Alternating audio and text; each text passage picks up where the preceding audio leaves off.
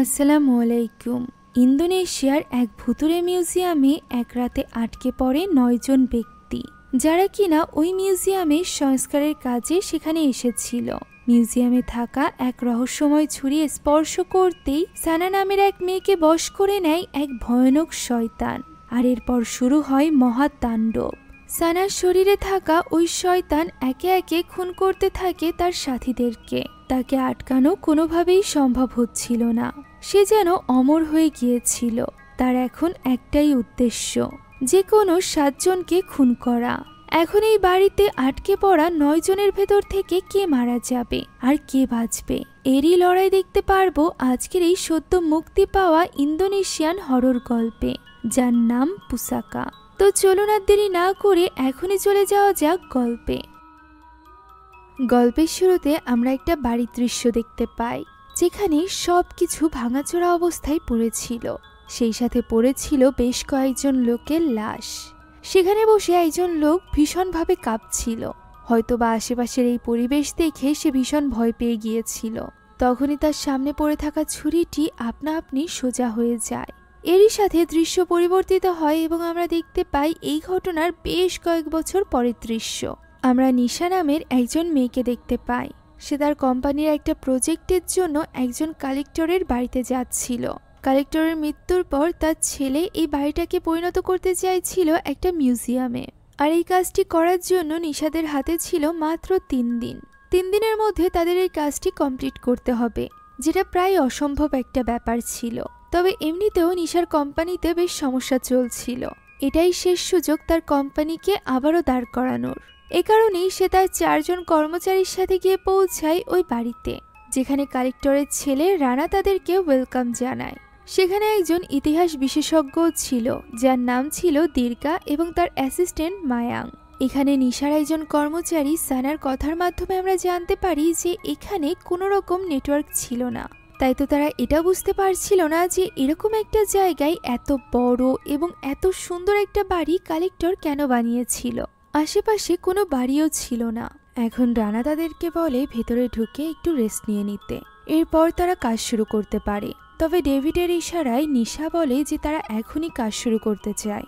এমনিতেও তাদের হাতে খুব একটা সময় নেই, আর এই কাজে তাদেরকে সাহায্য করতে চলেছিল ওই ইতিহাস বিশেষজ্ঞ প্রফেসর এবং তার অ্যাসিস্ট্যান্ট মায়াং। এখন রানা তাদেরকে পুরো বাড়িটি দেখানোর জন্য ভেতরে নিয়ে যায়, যেখানে এত বিশাল বাড়ি এবং এত সুন্দর কারুকার্য দেখে সকলে মুগ্ধ হয়ে যায়। এখানে অনেক মূর্তির কালেকশন ছিল।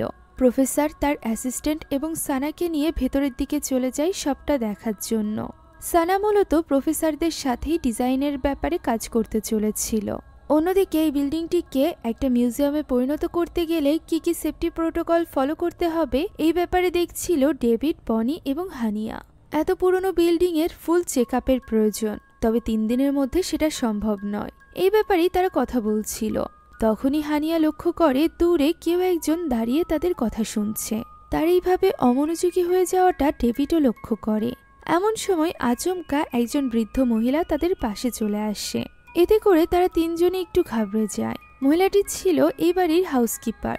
এদিকে বাইরে নিঃশ্বাস চেষ্টা করছিল রানার কাছ থেকে আরেকটু সময় বাড়িয়ে নেওয়া যায় কিনা। তবে এই বাড়ির বর্তমান মালিক অর্থাৎ রানা জানায় যে এই বাড়িতে মিউজিয়াম তৈরির কাজটি ৪ বছর আগে নিশার বাবাকে দিয়েছিল রানার বাবা। তবে বিভিন্ন কারণে এটা ডিলে হয়েছে। এখন আর রানা অপেক্ষা করতে চায় না। সেই বাড়িটি বিক্রি করতে পারলে তার জন্য ভালো হতো। তবে বাবার উইলের কারণে সেই বাড়িটি বিক্রি করতে পারবে না, বরং এটা মিউজিয়ামে পরিণত করতে হবে। তাই নিশা যদি এই কাজটি ৩ দিনের মধ্যে কমপ্লিট করতে না পারে, তাহলে সে অন্য কোনো কোম্পানিকে হায়ার করবে। ফলে নিশা এখানে চাপে পড়ে রাজি হয়ে যায়। এখন সবাই সবার কাজে লেগে পড়ে। এখানে তাদের সকলের সাথে রানার একমাত্র বোন বিনিও উপস্থিত ছিল। সে সকলের এইভাবে কাজ করার ফটো তুলছিল এবং নিজের বাবার শেষ সময়ের কথা মনে করছিল, যে সে কিভাবে মরার আগ মুহূর্তে এই বাড়িটিকে মিউজিয়ামে পরিণত করার ব্যাপারে নিজের 2 ছেলে মেয়েকে অনুরোধ করেছিল। ওই দিনটার কথা ভেবে রানাও অনেকটা ইমোশনাল হয়ে পড়ে। এখানে সকলে কাজ করার সময় আমরা সানার ব্যাপারে একটা জিনিস লক্ষ্য করি, যে সে এই সকল জিনিসের প্রতি অতটা শ্রদ্ধাশীল ছিল না। প্রফেসর বারবার নিষেধ করার পরও সে সব জিনিসগুলো নিয়ে বেশ মজা করছিল। সে যে খুব একটা ভালো মানসিকতার মানুষ না, সেটা আমরা একটু পরেই জানতে পারি। যখন বিনি একা একা বসে সকলের ছবি দেখছিল। এখানে হানিয়ার ছবিও ছিল। সানা তার কাছে আসে এবং বলে হানিয়াকে কি তার কাছে পরিচিত মনে হচ্ছে। বিনি এই কথার কোনো উত্তর না দিয়ে সেখান থেকে চলে যেতে যায়। এমনিতেই সে খুব একটা কারোর সাথে কথা বলা পছন্দ করে না, তবে সানা তাকে জোর করে একটা ভিডিও দেখায়। এই ভিডিওটি ছিল হানিয়ার এমএমএস, আর এই লজ্জাজনক ভিডিওটি হানিয়ার এক্স হাজবেন্ড ধারণ করেছিল এবং তাদের ডিভোর্সের পর সে এটা আপলোড করে দিয়েছিল ইন্টারনেটে। এই নিয়ে অনেক বড় কেসও হয়েছিল, যে ব্যাপারে বিনিও শুনেছিল। তবে সে এখানে এই ব্যাপারটা নিয়ে মজা পাচ্ছে না, বরং তার তো হানিয়ার জন্য খারাপ লাগছে। ব্যাপারটা দেখে সানার ভালো লাগে না, তাই সে সেখান থেকে উঠে চলে যায়। এরপর আমরা সকলকে একসাথে ডিনার করতে দেখি। খাবার খাওয়ার সময় প্রফেসর বিনিকে প্রশ্ন করে যে সে রানার ব্যাপারে তো জানে, তবে বিনি এই বাড়িটার কোনো অংশ চায় কিনা এই ব্যাপারে সে জানতে চায়। তখন বিনির হয়ে রানা জানায় যে বিনি একজন ফটোগ্রাফার হতে চায়, তাই তো তার এই বাড়ির প্রতি কোনো রকম ইন্টারেস্ট নেই। এই বাড়িতে রাখা হিস্টোরিক্যাল সব জিনিসপত্র নিয়ে মিউজিয়াম করার ইচ্ছা তাদের বাবার ছিল, যে ব্যাপারে তাদের দুই ভাই বোনেরই কোনো আপত্তি নেই। আমরা এখানে দেখতে পাই হানিয়ার বিনিকে বেশ ভালো লাগছিল, কেননা তার মন অনেক ভালো ছিল। বিনি এখানে অন্য কোনো ব্যাপারে কথা বলতে চাইলে সানা তাকে মনে করিয়ে দেয় ওই ভাইরাল ভিডিওটার ব্যাপারে। তার এই কথা শুনে খাবার টেবিলে বসা সকলে বেশ অপ্রস্তুত হয়ে পড়ে। হানিয়াও বুঝতে পারে যে তার ভিডিওর ব্যাপারেই এখানে কথা হচ্ছে। ডেভিড তাকে একটু শান্ত করার চেষ্টা করে। এরই মধ্যে হঠাৎ লাইটগুলো ফ্লিকার করতে আরম্ভ করে। রানা জানায় যে এই বাড়ির ইলেকট্রিসিটির কাজ এখনো চলছে, তাই আজ রাতেও এমনটি হতে পারে, তাই তারা যেন ঘাবড়ে না যায়। এই কথা শুনে বিনি প্রশ্ন করে আজ রাতেও কি তারা এখানে থাকতে চলেছে। উত্তরে রানা বলে যেহেতু নিশারা এখানে কাজ করবে তাই তাদের দুজনকে এখানে উপস্থিত থাকতে হবে। এই কথা শুনে বিনি অনেক বেশি রেগে যায় এবং সেখান থেকে উঠে চলে যায়। এদিকে হাতে যেহেতু একদমই সময় ছিল না, তাই নিশা তার সকল টিম মেম্বারদের বলে আজ রাত থেকেই কাজ শুরু করতে। এখন খাওয়া দাওয়া শেষ করে আমরা ডেভিড এবং হানিয়াকে দেখতে পাই, যারা কিনা বাইরে বসে কথা বলছিল। হানিয়া এখানে সানার এই ধরনের ব্যবহারে অনেক বেশি ভেঙে পড়েছিল। ডেভিড তাকে সান্ত্বনা দেওয়ার চেষ্টা করে। এখানে তাদের কথা থেকে আমরা জানতে পারি যে ডেভিড অনেক আগে থেকেই হানিয়ার বন্ধু ছিল। সে তাকে ওই লোককে বিয়ে করা থেকেও আটকানোর চেষ্টা করেছিল, তবে হানিয়া তার কথা শোনেনি, কেননা সে তার এক্স হাজবেন্ডকে প্রচণ্ড ভালোবাসত। বিয়েতে থাকাকালীন হানিয়াকে যা কিছু সহ্য করতে হয়েছে তার ট্রমা থেকে সে এখনো পর্যন্ত বের হতে পারেনি, তবে ডেভিড তার সবসময় পাশে ছিল।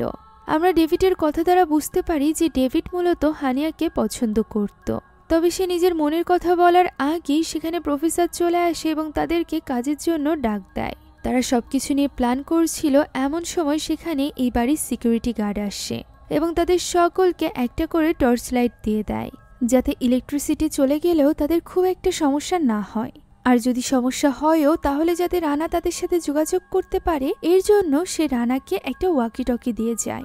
সানা এটা বুঝতে পারছিল না যে এত বড় বাড়ি থেকে বের হওয়ার শুধুমাত্র একটাই দরজা। সে এই কথা বলা মাত্রই হঠাৎ করে কারেন্ট চলে যায়। চারিদিক অন্ধকার হয়ে গেলে সিকিউরিটি গার্ডও সেখান থেকে বেরিয়ে যায় জেনারেটর চালানোর জন্য। এরকম একটা সিরিয়াস সিচুয়েশনেও সানা ইয়ার্কি করে চলেছিল, যে ব্যাপারটা অন্য কারোর ওইভাবে পছন্দ হচ্ছিল না। এখন সিকিউরিটি গার্ড জেনারেটর চালিয়ে দেয়। এই বাড়িতে সবথেকে মূল্যবান জিনিসের মধ্যে রানার বাবা উল্লেখ করেছিল একটা ক্রিসের ব্যাপারে, অর্থাৎ একটা বিশেষ ছুরি, যেটা কোথায় রাখা হবে এই নিয়ে তাদের সকলের মধ্যে আলোচনা চলছিল। ওই সময় সানা আবারও মজা করে কিছু একটা বললে হানিয়া তাকে মজা করতে নিষেধ করে এবং কাজের প্রতি মনোযোগ দিতে বলে, যা শুনে এবার সানা খুবই বাজেভাবে হানিয়াকে ওই ভিডিও নিয়ে খোঁচা মেরে কথা বলে, যা শুনে এবার ডেভিড অনেক বেশি রেগে যায়। হানিয়া তাকে চুপ করতে বলে, তবে ডেভিড কিছুতেই শান্ত হয় না। ফলে সানা এবং ডেভিডের মধ্যে তর্ক শুরু হয়ে যায়। সানার হাত থেকে একটা বস্তু পড়ে গেলে সেটা তুলে নেয় ডেভিড এবং তাকে বলে এই সব ব্যাপারে সিরিয়াস হতে। তখনই সানা তাকে ধাক্কা দিলে ডেভিড গিয়ে লাগে পেছনে থাকা একটা বইয়ের আলমারির সাথে। সেখানে একটা বিশেষ বইয়ে চাপ লাগার ফলে আলমারিটি আপনা আপনি সরে যায়। সকলের সামনে চলে আসে এই বাড়িতে থাকা একটা সিক্রেট দরজা, যার ভেতরে ছিল অনেকগুলো রুম। রানা এবং বিনিও এই ব্যাপারে কোনো কিছুই জানতো না। এখন তারা সকলে আস্তে আস্তে করে ভেতরে প্রবেশ করে। তারা এমন একটা ঘরে চলে আসে যেখানে ইতিহাসের আরো অনেক জিনিসের কালেকশন ছিল, বিভিন্ন ধরনের মূর্তি, তলোয়ার, আরো অনেক কিছু। যা দেখে তারা সকলে হতবাক হয়ে যায়। রানার তো মনে হয় সে তার বাবার ব্যাপারে কিছুই জানতো না। এখানে প্রফেসর ওই মূর্তিটি দেখে বলে এটা হলো জেঙ্গালা নামক একটা সম্প্রদায়ের মূর্তি, যে সম্প্রদায় পুরোপুরিভাবে ধ্বংস হয়ে গিয়েছিল শুধুমাত্র তাদের কালো জাদুর কারণে। কালো জাদু করা এই সম্প্রদায় যুদ্ধে জয়ী হওয়ার জন্য অনেকগুলো ছুরি বানিয়েছিল, যে ছুরিগুলো ছিল যে কোনো রাজ্যের সৈন্যকে শেষ করে দেওয়ার জন্য প্রস্তুত। সে যখন এই জাদুই ছুরির কথা বলছিল তখনই আমরা একটা ছুরিকে দেখতে পাই যার কাছে পৌঁছে গিয়েছিল সানা, যেন এই ছুরি তাকে নিজের কাছে ডাকছিল। সেই ছুরিটি ভালো করে দেখার জন্য হাতে তুলে নেয়, যেখানে তার হাতে অল্প একটু কেটে যায় এই ছুরির দ্বারা। সাথে সাথে অবাক করা বিষয় হলো তার হাতের শিরা উপশিরা কালো হতে শুরু করে। সানা এটা দেখে হতবাক হয়ে যায়, তবে সে কাউকে কিছু বলার সাহস পাচ্ছিল না। মুহূর্তের মধ্যে শিরাগুলো কালো হতে হতে সেগুলো পৌঁছে যায় তার পুরো শরীরে। সানার যেন কিছু একটা হতে শুরু করে, তার হাত পা শরীর বেঁকে যেতে শুরু করে। সে যেন নিজের উপরে নিজে কোনো নিয়ন্ত্রণ রাখতে পারছিল না। এদিকে ওই সময় বিনি আশেপাশের জিনিসগুলো ছবি তুলছিল। এই ছবির ফ্ল্যাশেও যেন কষ্ট হচ্ছিল সানার, যেন আস্তে আস্তে এই ছুরি তাকে বশ করে নিচ্ছিল। প্রফেসর যখন ওই স্টোরি বলছিল তখন সে মাঝপথেই প্রফেসরকে থামিয়ে দেয় এবং নিজেই ওই স্টোরি সম্পূর্ণরূপে বলতে শুরু করে, যে ওই সম্প্রদায় সত্যি ওই ছুরির সাহায্যে ওই যুদ্ধ জিতে গিয়েছিল এবং এই রাজ্য শাসন করতে শুরু করেছিল। তবে কারোর একজনের ধোঁকার কারণে তারা নির্বংশ হয়ে যায়। এইসব নিয়ে বলতে বলতে সে সামনের দিকে এগোচ্ছিল। হানিয়া তার হুঁশ ফেরানোর জন্য তার নাম ধরে ডাক দিলে কিছু সময়ের জন্য সানা স্বাভাবিক হয়ে যায়। সে কালো রক্ত বমি করতে শুরু করে এবং সেখানেই অজ্ঞান হয়ে যায়। তারা কিছুই বুঝে উঠতে পারছিল না, তাই তারা সানাকে একটা চেয়ারে বসিয়ে দেয় এবং তার হুঁশ ফেলে তাকে জিজ্ঞাসা করতে থাকে যে সে ঠিক আছে কিনা। সানা তখনও পর্যন্ত ওই ক্রিসের নিয়ন্ত্রণে ছিল, তবে তার হাতে ক্রিস ছিল না, যেটা দেখতেই আশেপাশের বাতিগুলো নিভে যায়। পরবর্তীতে বাতি জ্বলে উঠলে তারা দেখতে পায় সামনে সানা নেই। তারা বুঝতে পারছিল না যে চোখের পলকে সে কোথায় গায়েব হয়ে গেল। হানিয়ার এখানে সন্দেহ হচ্ছিল, তাই সে রানাকে প্রশ্ন করে যে এই ঘরটি আসলে কিসের জন্য ব্যবহার করা হতো। মূলত তার সন্দেহ হচ্ছিল যে এখানে কালো জাদুর মতো কোনো ব্যাপার আছে কিনা। এমন সময় তারা সামনে সানার মতো কাউকে দেখতে পায়। সেদিকে এগিয়ে যেতেই লাইটগুলো আবারও বন্ধ হয়ে যায়। বনি এতে করে বেশ ভয় পেয়ে গিয়েছিল এবং বলছিল যে দ্রুত এখান থেকে তাদের বেরিয়ে যাওয়া উচিত। তবে বাকিরা তো তখনও পর্যন্ত খোঁজ নিচ্ছিল যে সানা কোথায়। ফোন এবং টর্চ জ্বালাতেই তারা দেখতে পায় সানা তো ওই মূর্তির মাথার উপর দাঁড়িয়ে আছে। সে সকলকে উদ্দেশ্য করে বলে যে সেভেন্থ ক্রিস এখন শক্তি ফিরে পেয়েছে, এর বদলে এখন তাদেরকে রক্তের বলিদান দিতে হবে। একথা বলেই সে আবারও গায়েব হয়ে যায়। সকলে এই ঘটনায় ভীষণ ভয় পেয়ে গিয়েছিল, বুঝতে পারছিল না যে তারা কি করবে। তখনই সেখানে সানা চলে আসে এবং প্রফেসরের ওপর হামলা করে। সে প্রফেসরকে টেনে সকলের থেকে সরিয়ে নিয়ে যায়। সকলে বুঝতে পারছিল না যে সানা কি করছে। তখনও পর্যন্ত কারোরই কোনো কিছু মাথায় আসছিল না। সানা সেখানে সকলের সামনে খুবই নির্মমভাবে প্রফেসরকে ওই ছুরি দিয়ে আঘাত করতে থাকে। সকলে তার হুঁশ ফেরানোর চেষ্টা করে, তবে সানার হুঁশ ফেরে না। তবে হঠাৎই তার কিছু একটা হয়ে যায়। সে প্রফেসরকে ওইভাবে আহত রেখে সরে যায়। এই সুযোগে বাকিরা প্রফেসরকে নিয়ে দ্রুত সেখান থেকে বেরিয়ে আসার চেষ্টা করে। সানা তখন নিজের মাথায় নিজেই আঘাত করছিল এবং বিড়বিড় করে কি জানি একটা পড়ছিল। হঠাৎই সে আবারও ভয়ঙ্কর রূপ ধারণ করে এবং তাদের পিছু করতে আরম্ভ করে। কোনো মতে তারা বাইরে চলে আসে ঠিকই, তবে রানা, হানিয়া এবং বিনি মিলে চেষ্টা করার পরও তারা ওই দরজাটি আটকাতে পারে না, বরং হাত ঢুকিয়ে সানা সেটাকে আটকে নেয়। বাকিরা মেন দরজার কাছে পৌঁছে গিয়েছিল এবং কোনোভাবে দরজার লক খুলে বাইরে বের হওয়ার চেষ্টা করছিল, তবে দরজার লক কিছুতেই খুলছিল না। তারা এটাও বুঝতে পারছিল না যে সানার হঠাৎ করে কি হলো। তখন প্রফেসরের অ্যাসিস্ট্যান্ট জানায় যে সে সানার হাতে ওই ক্রিস দেখেছিল। এর মানে তারা নিষেধ করার পরও সে ওইসব জিনিসে স্পর্শ করেছে, এ কারণেই হয়তো বা তার এই অবস্থা। এরই মাঝে সানা সেখানে চলে আসে ওই ক্রিস হাতে। বাকিরা সরে গেলেও সেখান থেকে সরে যেতে পারে না নিশা। তার উপরে সে হামলা করে সানা। এই পরিস্থিতি দেখে ডেভিড একটা পাত্র নিয়ে সানার মাথায় আঘাত করে, তবে এতে সানার কিছুই হয় না, বরং সে ডেভিডের দিকে এগোতে থাকে। এটা দেখে রানা এবার একটা বড়শি হাতে তুলে নেয়, যেটা নিয়ে সে সরাসরি ঢুকিয়ে দেয় সানার বুকে। সে সানার বুকের ভেতরে এই বড়শি ঢুকিয়ে সেটা দরজার সাথে আটকে দেয় এবং ভাবে এবার হয়তোবা সানার হাত থেকে তারা পরিত্রাণ পাবে। তবে এমন কিছুই হয় না। সানা খুবই ভয়ানকভাবে ওই ছুরির ভেতর থেকে নিজেকে মুক্ত করে নিয়ে আসে এবং চোখের পলকেই আবারও গায়েব হয়ে যায়। ফলে তারা সকলে ভীষণ ভয় পেয়ে যায়। আবারও সানা সেখানে চলে আসে এবং তারা দৌড়ে পালাতে আরম্ভ করে। যে যেদিকে পারছিল ছুটে পালানোর চেষ্টা করছিল। এদিকে সানাও সকলকে একে একে ভয় দিচ্ছিল। নিশা, হানিয়া এবং ওই প্রফেসরের অ্যাসিস্ট্যান্ট একটা ঘরে গিয়ে লুকিয়ে পড়ে, যেখানে সানা গিয়ে বারবার দরজায় নক করছিল। ফলে ভয়ে তাদের তিনজনের অবস্থা বেশ খারাপ হয়ে যায়। অন্যদিকে প্রফেসরকে নিয়ে বাকিরা লুকিয়ে পড়েছিল ডাইনিং হলে। ওই ক্রিস বুকে লাগায় প্রফেসরের অবস্থা বেশ খারাপ ছিল। তাকে দ্রুত হসপিটালে নেওয়া প্রয়োজন। তবে আগে তো এখান থেকে বের হতে হবে। ঠিক তখনই ওই ঘরের দরজাটি আপনা আপনি খুলে যায়। রানা উঁচু হয়েও কিছুই দেখতে পায় না। তাই তারা ঠিক করে যে তারা আস্তে আস্তে করে এই স্থান থেকে সরে যাবে। তারা যখন আস্তে আস্তে সরে যাচ্ছিল তখনই বিনি উপরে হাওয়ায় ভেসে থাকা অবস্থায় সানাকে দেখতে পায়, যে কিনা বিনিকে তার ব্যাপারে চুপ থাকতে বলে। বিনি বাদে আর কেউই তাকে দেখতে পাচ্ছিল না। অদৃশ্য অবস্থাতেই সে সকল থালা বাসন ভাঙতে আরম্ভ করে আর এভাবেই আচমকা তাদের উপর হামলা করে বসে। সে প্রফেসরকে ধরে ফেলে এবং বাকিরা এই সুযোগে দ্রুত সেখান থেকে পালিয়ে যায়। তিনজন সেখান থেকে বেরিয়ে গেলেও আমরা দেখতে পাই বনি উপরে লুকিয়ে আছে। সে ওই নৃশংসতার সাক্ষী হয় যতটা নৃশংসভাবে সানা প্রফেসরকে হত্যা করে, যেটা দেখলে যে কারোর রূহ কেঁপে যাবে। তবুও সে কোনো রকম আওয়াজ করে না, কেননা সে জানতো সে আওয়াজ করলে এরপর তার পালা হবে। এদিকে বাকি তিনজন ওই রুম থেকে চলে যায় অন্য এক রুমে। সেখানে গিয়ে তারা দ্রুত আসবাবপত্র ঠেলে দরজা ব্লক করতে থাকে। দরজা ভালোভাবে ব্লক করার পর তারা কোনো মতে হাঁপ ছেড়ে বাঁচে। রানা নিজের বোনকে নিয়ে ভীষণ চিন্তিত ছিল যে বিনির কোনোভাবে আঘাত লাগেনি তো। তখনই ডেভিড বলে ওঠে সে নিশ্চয়ই এইসব কিছুর ব্যাপারে জানে।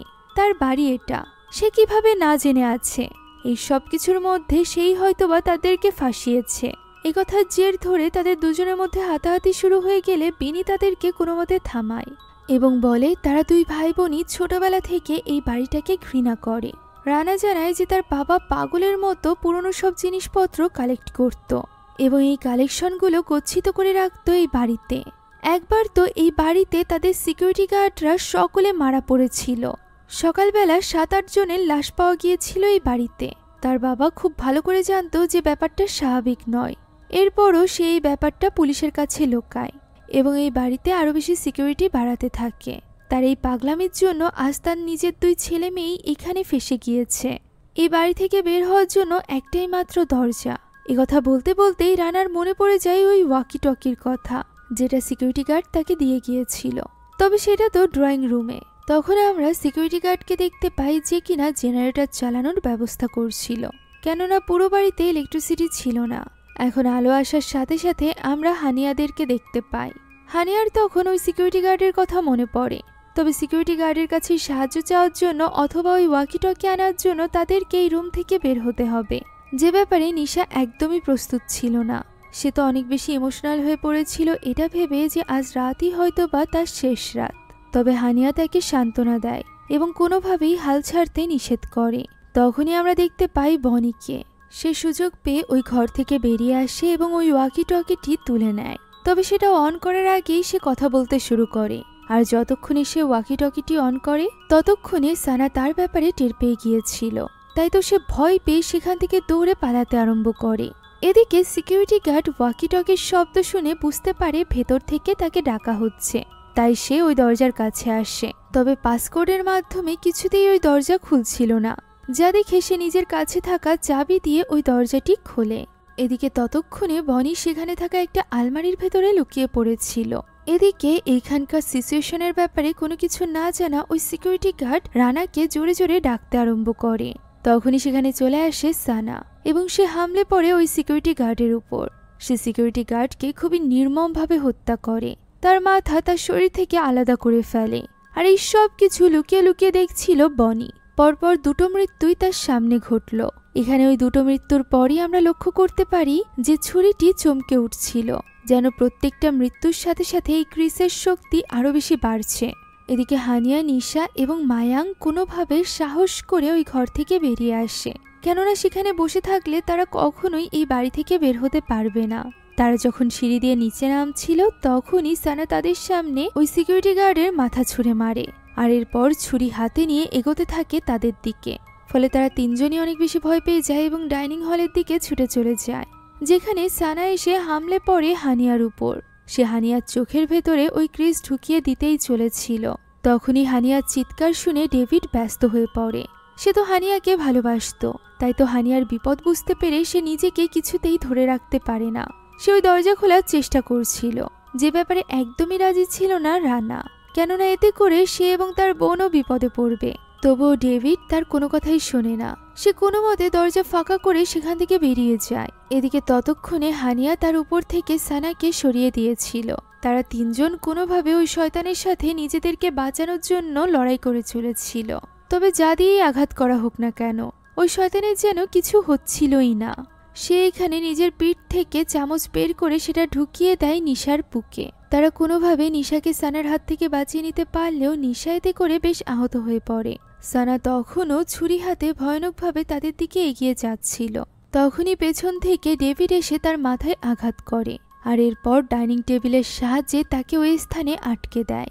তবে তারা চারজনও তার সাথে লড়াই করে পেরে উঠছিল না, তাই তো তারা সুযোগ পাওয়া মাত্রই ছুটে সেখান থেকে পালাতে আরম্ভ করে। অন্যদিকে আমরা রানাকে দেখতে পাই, যে কিনা বিনিকে নিয়ে একটু সাহস করে ওই ঘর থেকে বেরিয়ে এসেছিল। মেন দরজার কাছে গিয়ে সে দেখতে পাই মেন দরজার যে লক সেটা পুরোপুরিভাবে ভাঙা। সে এবার কিভাবে বের হবে তাই বুঝে উঠতে পারছিল না। এদিকে ওই চারজন ছুটে পালানোর সময় আলাদা হয়ে যায়। নিশা এবং হানিয়া চলে যায় একটা ঘরের ভেতরে এবং সেখানেই গিয়ে লুকিয়ে পড়ে। অন্যদিকে ডেভিড এবং মায়াং একসাথে ছিল, যাদেরকে বিনি দেখে ফেলে এবং তার সাথে লুকানোর জন্য ডাক দেয়। রানা ততক্ষণে ঠিক করেছিল যে তারা ওই সিক্রেট ঘরে গিয়ে লুকাবে। তারা চারজন ওই সিক্রেট ঘরের ভেতরে ঢুকে পড়ে এবং সেখানেই লুকিয়ে থাকবে বলে সিদ্ধান্ত নেয়, কেননা শয়তানের বশীভূত সানা দরজাটি খোলার চেষ্টা করছিল। এই সব কিছু দেখে ডেভিড যেন পাগল হয়ে উঠেছিল যে এখানে তারা কিভাবে টিকবে। বেশিক্ষণ লাগবে না সানার ওই দরজাটি খুলতে। সে আবার ওই সব কিছুর জন্য রানাকে দায়ী করতে থাকে। তখন রানা চিৎকার করে বলে যে শুধুমাত্র তারাই ফাঁসেনি, রানা নিজে এবং তার বোন বিনিও ফেসেছে। সে কি ইচ্ছা করে এই কাজ করবে? তখন মায়াং তাদের মাঝে চলে আসে এবং তাদেরকে চুপ করতে বলে। তারা কোনো মতে শান্ত হয়। এদিকে সবাই একজন দুজন করে দলের সাথে থাকলেও একা একা বনি লুকিয়ে বেড়াচ্ছিল। অন্যদিকে নিশার অবস্থাও বেশ শোচনীয়। তাকে সামলাচ্ছিল হানিয়া।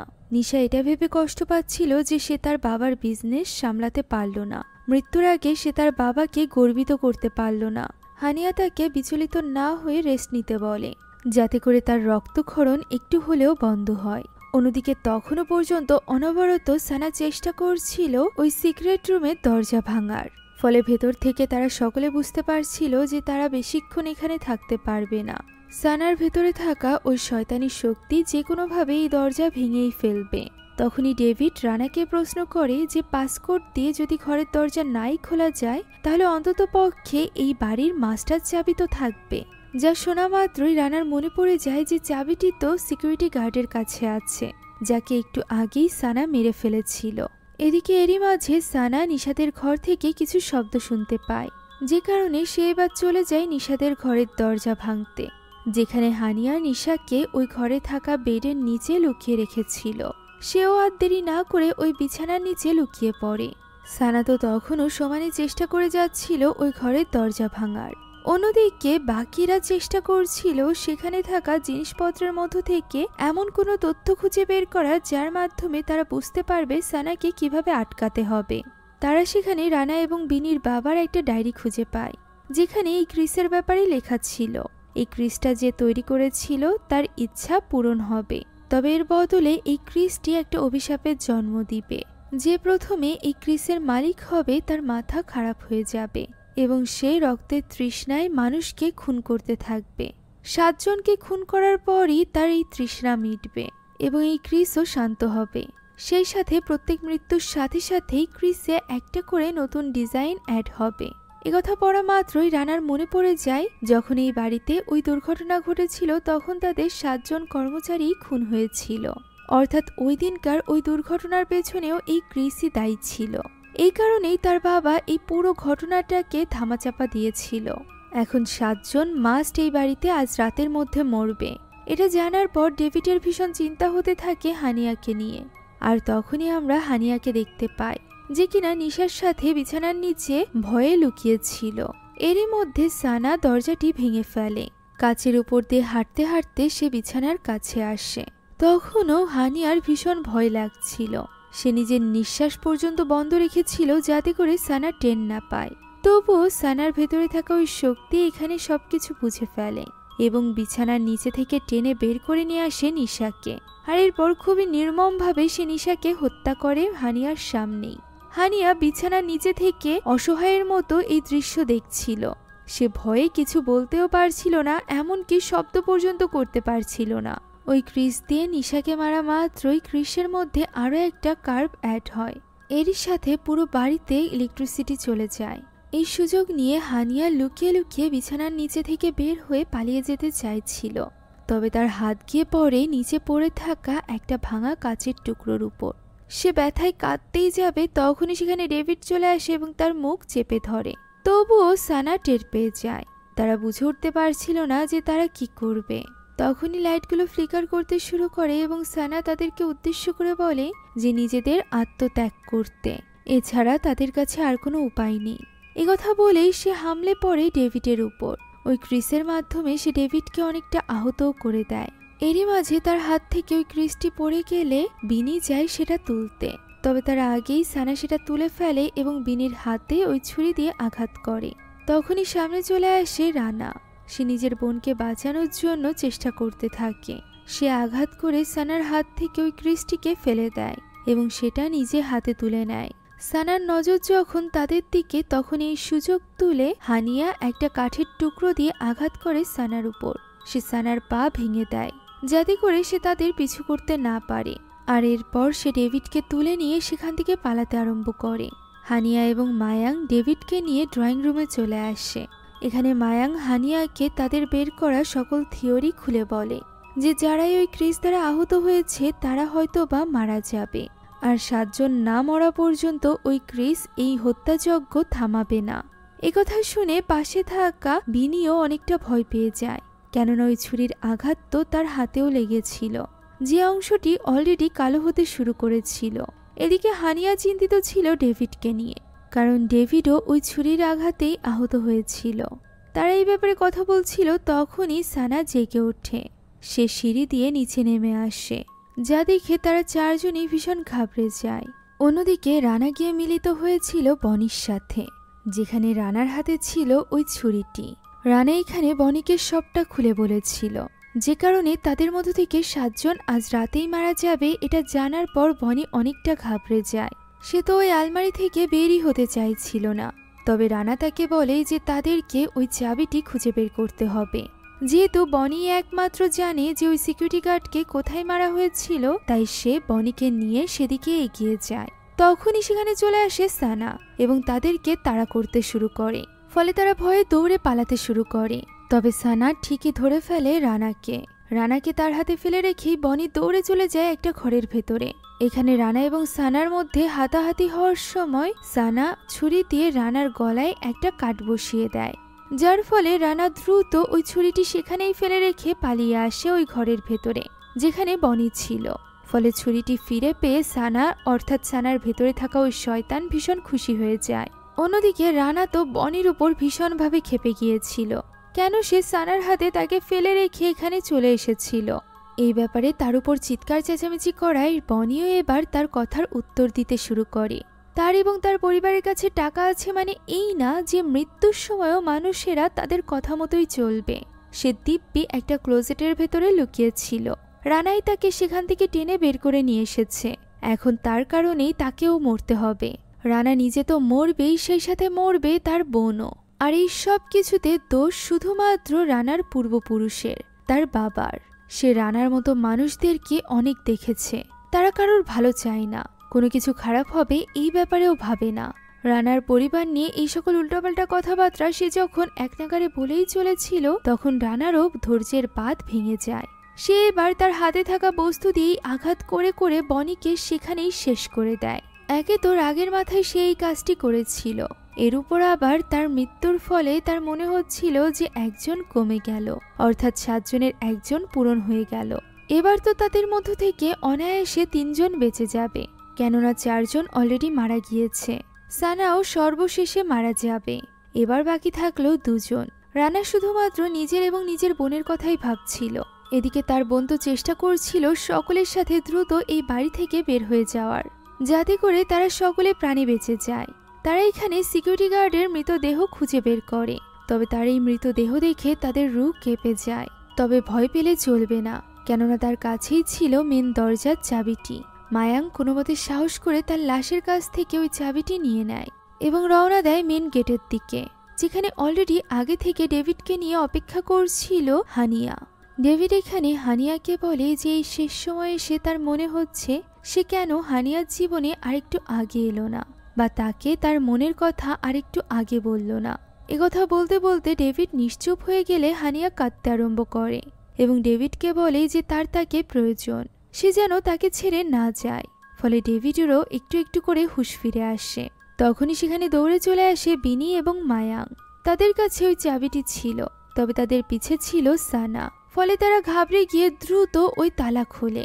কোনো মতে মেন দরজাটা খোলার পর তারা দৌড়ে ছুটে বাইরে চলে যায়, তবে সানা তাদের তখনও পিছু করছিল। তারা ওই বাড়ি থেকে বের হয় এবং ব্যাকইয়ার্ডে এসে লুকিয়ে পড়ে, কেননা আহত ডেভিডকে নিয়ে এইভাবে বেশি দূর যাওয়া তাদের পক্ষে সম্ভব ছিল না। এর উপর আবার সানাকেও পিছে কোথাও দেখা যাচ্ছিল না। একটু সময় অপেক্ষার পর মায়াংয়ের মনে হয় যে সে গিয়ে গাড়ির চাবি নিয়ে আসবে, যাতে করে তারা দ্রুত এখান থেকে পালিয়ে যেতে পারে। হানিয়া তাকে নিষেধ করলেও সে তা শুনতে চায় না। তখনই তার উপর হামলে পড়ে সানা। সানা এখানে তার গলা চেপে তাকে হত্যা করার চেষ্টা করছিল, তবে হানিয়াও এখানে হাল ছাড়ে না। সে ঘাস কাটার ধারালো বস্তু দেখতে পায় এবং সেটা আনতে চলে যায়। এদিকে ওই ছুরি দিয়ে সানা আঘাত করে মায়াংয়ের উপর। এরই মাঝে সেখানে ওই ধারালো বস্তু নিয়ে চলে আসে হানিয়া এবং সেটা সরাসরি সানার মাথায় ঢুকিয়ে দেয়। ফলে সানার মাথা পুরোপুরিভাবে ফেটে যায়। এতেও সানার কিছুই হয় না। সে ওইখানে পড়েও চেষ্টা করছিল ওই ছুরিটি ধরার, যেটা দেখে ডেভিড সেখানে এগিয়ে যায় এবং দ্রুত ছুরিটি নিজের হাতে নিয়ে নেয়। আর এরপর সেটা ঢুকিয়ে দেয় সানার মুখের ভেতরে, কেননা সে বুঝতে পেরেছিল একমাত্র এই ছুরি অর্থাৎ এই ক্রিসের মাধ্যমেই সানাকে মারা যাবে। আর সত্যিই এমনটি হয়। ছুরি দিয়ে সানাকে মারার পর ছুরিটি আবারও চমকিয়ে ওঠে, অর্থাৎ অলরেডি এই ছুরি 5 জনকে মেরে ফেলেছে। এদিকে এই ছুরির আঘাতে আহত হওয়ার ফলে ডেভিডের অবস্থা বেশ কাহিল হয়ে পড়েছিল, তাই তাকে উপরে তুলে আনে বাকিরা। বিনি মায়াংকে বলে ডেভিডের দিকে খেয়াল রাখতে। একথা বলে সে চলে যায় তার ভাই রানার খোঁজে, যে কিনা বাড়ির ভেতরেই ছিল। তাকে সাহায্য করার জন্য হানিয়াও তার পিছু পিছু যেতে যায়। তখনই আমরা দেখতে পাই ডেভিডের শরীর কাঁপতে শুরু করেছে। সে কালো বমি করতে শুরু করেছে ঠিক সানার মতো করে। এর মানে তার মধ্যে এখন ওই শক্তি জাগ্রত হতে চলেছে, যেটা বোঝা মাত্রই মায়াংও ভীষণ ঘাবড়ে যায় এবং হানিয়াদেরকে ডাকতে শুরু করে। সে হানিয়াদেরকে সবটা বলছিল। এরই মাঝে পেছন থেকে ডেভিড তার ভেতরে ওই ছুরিটি ঢুকিয়ে দেয় এবং তাকে সেখানেই মেরে ফেলে। ডেভিড ওই শক্তি দ্বারা প্রসেস হয়ে গিয়েছে দেখে হানিয়া একদমই ভেঙে পড়ে। তাকে কোনো মতে সামলে টেনে নিয়ে যায় বিনি এবং সে মেন দরজাটি লক করে দেয়। এরই মাঝে সেখানে চলে আসে তার ভাই রানা। বোনকে জীবিত দেখে রানা তাকে জড়িয়ে ধরে। এদিকে হানিয়া একেবারেই ভেঙে পড়েছিল ডেভিডের এই অবস্থা দেখে, তবে তাদের হাতে শোক করার মতো সময় ছিল না, কেননা ডেভিড অলরেডি চেষ্টা করছিল উপরের ছাদ ভেঙে ভেতরে প্রবেশ করার। তখনই রানার মনে পড়ে যায় যে এই মুহূর্তে তারা আশ্রয় নিতে পারে শুধুমাত্র ওই সিক্রেট রুমে। তারা সেদিকে এগোচ্ছিল এমন সময় ছাদ ভেঙে সত্যি বাড়ির ভেতরে প্রবেশ করে ডেভিড। তবে সে তাদেরকে ধরার আগেই তারা দ্রুত ওই ঘরের ভেতরে প্রবেশ করে। ডেভিড তখন এই সিক্রেট ঘরের দরজাটি ভাঙার চেষ্টা করতে থাকে। বিনি এবার ভীষণ ভয় পাচ্ছিল। তখন রানা তাকে সান্ত্বনা দেয় এবং বলে যে 6 জন অলরেডি মারা গিয়েছে আর শুধুমাত্র একজনেরই মৃত্যু বাকি, সেটা হতে চলেছে ডেভিড। যা শুনে হানিয়া ভীষণ রেগে যায়। তখন রানা এবং বিনি মিলে তাকে বোঝায় যে ডেভিড অলরেডি ওই শয়তানের বশে রয়েছে, তার ভেতরে তার আত্মা নেই, তাই তার হাত থেকে নিজেদেরকে বাঁচাতে গেলে তাকে ওই ছুরির আঘাতে শেষ করে দিতেই হবে। এভাবেই একমাত্র সে মুক্তি পাবে। অর্থাৎ তার শরীর ওই শয়তানের হাত থেকে মুক্তি পাবে। হানিয়া তো এই ব্যাপারটা কিছুতেই মেনে নিতে পারছিল না, তবুও আর কোনো উপায় না থাকায় তাকে রাজি হতে হয়। তাকেই চারা হিসাবে ব্যবহার করে রানা এবং বিনি। ডেভিড দরজাটি ভেঙে ফেলে এবং ভেতরে প্রবেশ করে। তখন তার সামনে হানিয়াই ছিল। হানিয়া ওই মূর্তিটির কাছে গিয়ে দাঁড়ায়। যখন ডেভিড সেখানে আসে তখন এই সুযোগ নিয়ে রানা তার উপর ওই মূর্তিটি ফেলে দেয়, যার ফলে ডেভিড একেবারেই আহত হয়ে পড়ে। তার এই অবস্থা দেখেও হানিয়ার ভীষণ কষ্ট হচ্ছিল। তার এই কান্নাকাটি দেখে ডেভিডের আত্মাও কিছু সময়ের জন্য তার শরীরে ফিরে আসে। সে এখানে অনেক ইমোশনালভাবে হানিয়াকে ডাক দেয় এবং ইশারায় বলে তাকে মুক্তি দিতে। হানিয়া বুঝতে পারে ডেভিড কি চাইছে। ডেভিডের শরীরে আবার ওই শয়তান ফিরে আসবে তার আগেই তাকে ওই ছুরি দিয়ে আঘাত করে হানিয়া। আর এইভাবেই নিজের হাতেই নিজের ভালোবাসার মানুষটিকে শেষ করে দেয় সে। সাথে সাথে ওই ছুরিতে 6 নাম্বার কার্ভ চলে আসে। হ্যাঁ, 6 নাম্বার। এখন পর্যন্ত এই ক্রিসের কারণে 6টা মৃত্যু হয়েছিল। আসলে মারা গিয়েছিল 7 জন। বনির মৃত্যু এই ছুরির মাধ্যমে হয়নি, রানা তাকে অন্য একটা বস্তু দিয়ে আঘাত করে খুন করেছিল। এ কারণে তার মৃত্যু এই 7টা মৃত্যুর মধ্যে গণনা করা হয় না, যার ফলে পরবর্তী শয়তান জেগে ওঠে, যেটা জেগে উঠেছিল বিনির ভেতরে, কেননা তার হাতেই এই ছুরির আঘাতে ক্ষতের সৃষ্টি হয়েছিল। সে এখানে ছটফট করতে থাকে এবং কালো বমি করে, যা দেখে রানার আর বুঝতে বাকি থাকে না যে আসলে কি ঘটেছে, কেননা সে তো জানতো বনির মৃত্যু কিভাবে ঘটেছে। ওই ক্রিসের মাধ্যমে আরো একটা মৃত্যু হতে হবে, তা না হলে এই মৃত্যুর খেলা থামবে না। এটা বুঝতে পেরে রানা ওই ক্রিসটি হাতে তুলে নেয় এবং হামলা করে হানিয়ার উপর। সে দ্রুত হানিয়াকে শেষ করে দিতে চাইছিল, যাতে করে বিনি ওই শয়তান দ্বারা পজেস না হতে পারে। তার এই পাগলামির কারণ হানিয়া বুঝতে পারে না। এমনিতেই সে এইমাত্র নিজের ভালোবাসার মানুষটিকে নিজ হাতেই খুন করেছে, তাও আবার রানার কথাতে। এখন রানা কিনা তাকেই মারতে চাইছে। তাই তো এবার হানিয়াই উন্মাদ হয়ে ওঠে। সে রানাকে আঘাত করতে থাকে।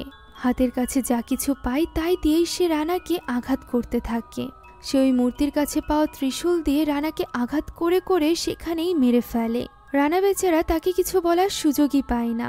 এদিকে যেহেতু এই মৃত্যুটা ক্রিসের মাধ্যমে হয়নি, তাই এই মৃত্যুটাও ওই 7টা মৃত্যুর মধ্যে গণনা করা হয় না। অর্থাৎ বিনি ঠিকই ওই শয়তান দ্বারা পজেস হয়ে যায়, যা দেখে হতবাক হয়ে যায় হানিয়া। আস্তে আস্তে সে সবটা বুঝতে পারে। এটাও বুঝতে পারে যে রানা তাকে কেন মারতে চাইছিল।